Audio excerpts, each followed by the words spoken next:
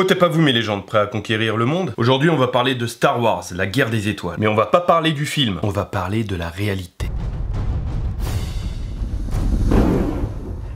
Le 23 mars 1983, il y a un ancien acteur américain qui lance l'idée, devant tous les États-Unis, d'un bouclier antimissile. Il est aussi président des États-Unis à l'époque. J'en parle parce que l'idée est relancée au niveau des States. À l'époque, le projet s'appelle l'IDS, mais la presse le rebaptisera Star Wars. Faut avouer que ça claque mieux, Star Wars.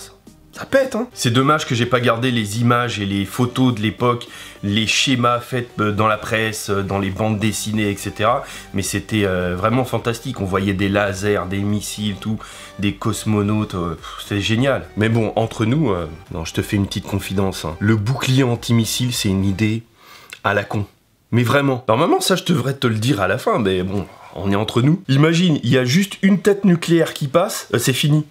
Donc ton bouclier il sert à rien. C'est comme si t'as un bouclier comme ça, un bouclier immense, et puis le mec il contourne, tac, il arrive à te planter. Ça sert à rien. Mais à l'époque ils imaginaient des missiles d'interception, des super lasers qui détruiraient tous les missiles.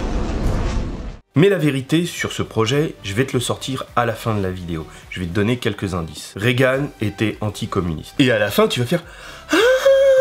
J'adore cet effet-là. Le budget, il est à peu près de 30 milliards. Bon, à quelques dollars près. Faut pas oublier qu'à l'époque, les Russes et les Américains essayaient de temporiser au niveau des missiles, hein, Salt 1, Salt 2, justement pour temporiser tout ça, pour qu'il n'y ait pas d'escalade. Ouais, parce que des bombes nucléaires, ça pique un peu. Franchement, en plus, t'as la peau qui tombe, tout ça, c'est dégueulasse. C'est pratiquement aussi dégueulasse que celles qui se mettent du verre pilé pour changer de peau. Bon, ce sera encore une autre vidéo, ça. À l'époque, il n'y a pas seulement que Ronald Reagan qui est dans ce délire-là. Il y a aussi le créateur de la bombe H, Edward Teller. L'idée en soi, elle est pas mauvaise.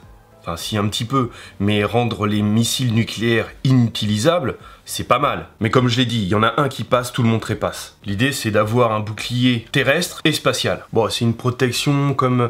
J'essaye de te trouver des images hein, pour que tu visualises. Tu vois le mur que Trump voulait faire entre les États-Unis et le Mexique, tout le long de la frontière, bah il faut te l'imaginer comme ça. Est-ce que ça empêcherait vraiment les migrants de passer? Je suis pas sûr. Bon, c'est pas les meilleures des images, hein, mais bon. Le principe, je pense que tu commences à le maîtriser. Donc pour leur bouclier, ils imaginent plusieurs armes. Il y a un rayon laser pour détruire les missiles, et il y a aussi une arme qu'ils appellent le caillou futé. Tu sais, les films américains, enfin américains ou autres, hein, où tu vois des cosmonautes, des astronautes, des spationautes, appelle ça comme tu veux, qui sont dans une station spatiale, et d'un seul coup, elle explose.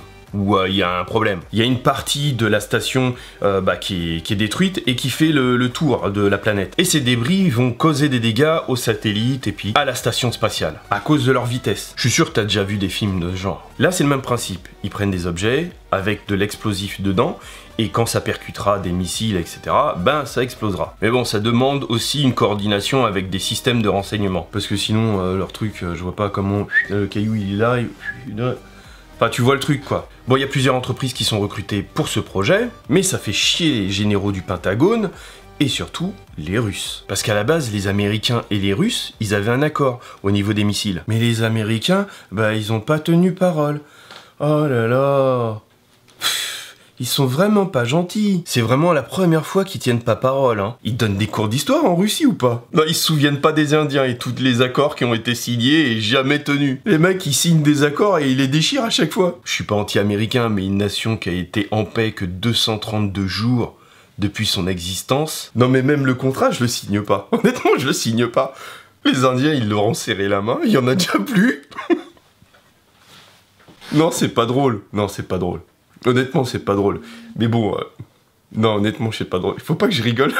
Non, je suis désolé. On parle des mêmes personnes hein, qui ont mis en esclavage une bonne partie de l'humanité. Et plus récemment, il y a le dernier président là qui a déchiré un accord. Tout le monde était d'accord.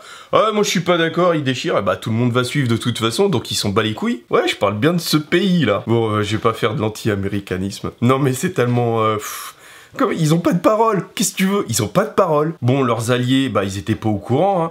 Donc les Français et les Allemands ont essayé de faire à peu près la même chose avec le projet Eureka. Mais bon, le budget il est faramineux. Et les Américains, ils obtiennent pas les résultats attendus. Mais les Russes, parce que le bouclier antimissile c'était surtout fait contre les Russes, eh ben ils arrivent pas à suivre. Parce que ça demande un budget énorme. Et ça a complètement ruiné l'Union soviétique. Ça a mis l'Union soviétique à genoux, ils étaient ruinés, c'était terminé. Je vous rappelle qu'il était fermement anti-soviétique. Le but de la manœuvre, c'était de faire en sorte que l'Union soviétique se lance dans cette course, en sachant très bien qu'ils n'avaient pas les fonds pour tenir la route. Et c'est pour ça que beaucoup disent que c'était un coup de bluff, simplement pour mettre à genoux l'Union soviétique et détruire complètement l'Union soviétique. Bon, au fur et à mesure des années, le budget du bouclier antimissile a fondu comme neige au soleil, jusqu'à ce qu'il soit terminé, fermé, par Bill Clinton. Bon, maintenant on entend à nouveau cette histoire de bouclier antimissile contre les pays musulmans, contre la Corée du Nord, etc., etc.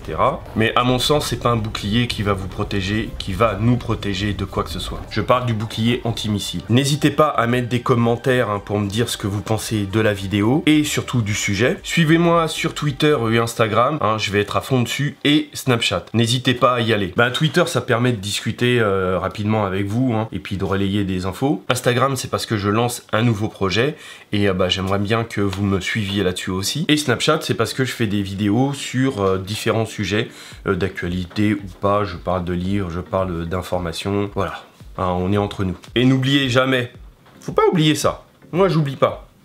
Serrez les rangs et restez unis.